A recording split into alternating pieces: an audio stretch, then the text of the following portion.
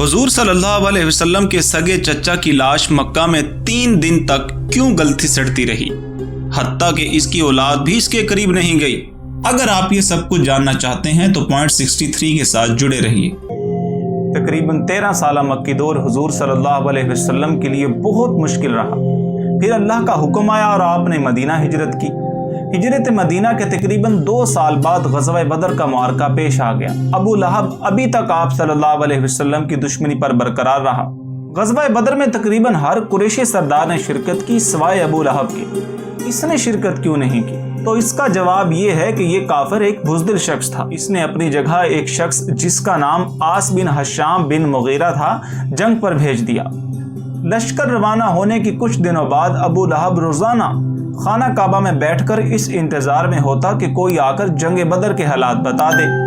जब कुछ दिनों बाद ग़ज़वा बदर में कुफार को जिल्लत आमेज शिकस्त हुई तो ये खबर मक्का तक पहुंच गई। ये सुनकर अबू लहब अजीब कश्मकश का शिकार हो गया।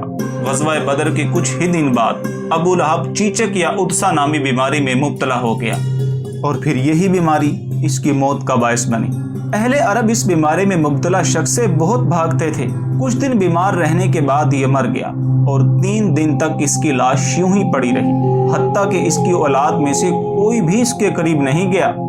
तारीखी कुतब से पता चलता है कि अबू लहब के 3 बेटे थे, उतबा, मुअत्तब और उतैबिया। उतबा और मुअत्तब तो फतह मक्का के मौका पर मुसलमान हो गए, जबकि उतैबिया बाप की तरह हालत कुफर में मरा। जब इसकी लाश फूलकर बदबूदार और गलने सड़ने लगी तो एक आदमी इसके बेटों के पास गया।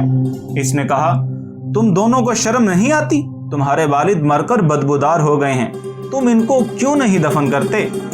इसके बेटों ने कहा, हमें डर है कि कहीं ये मर्ज हमें ना लग जाए। इस आदमी ने कहा, चलो इसको दफन करने में मैं तुम्हारी मदद करता हूँ, पूरे इलाके में बदबू फैली हुई है। सबसे पहले इन्होंने दूर से पानी फेंक कर इसे गुसल दिया, फिर बलाई मक्का में ले गए और एक दीवार के साथ सहारा देकर इस पर पत्थर फेंक कर इसे गायब कर दिया।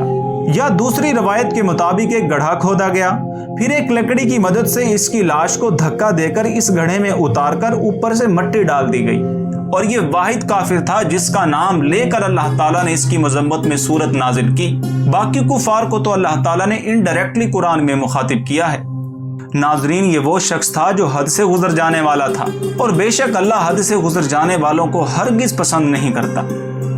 नाजरीन, हमने ये डाटा मुख्तलिफ इस्लामी कुतब, तफसीर और दीगर जगह से हासिल किया है और कोशिश की है कि आप तक सही और ऑथेंटिक मालूमात पहुंचा सकें। चैनल पर नए हैं तो सब्सक्राइब करके नीचे बेल आइकन को प्रेस कर लीजिए और वीडियो को लाइक और शेयर करना मत भूलिए।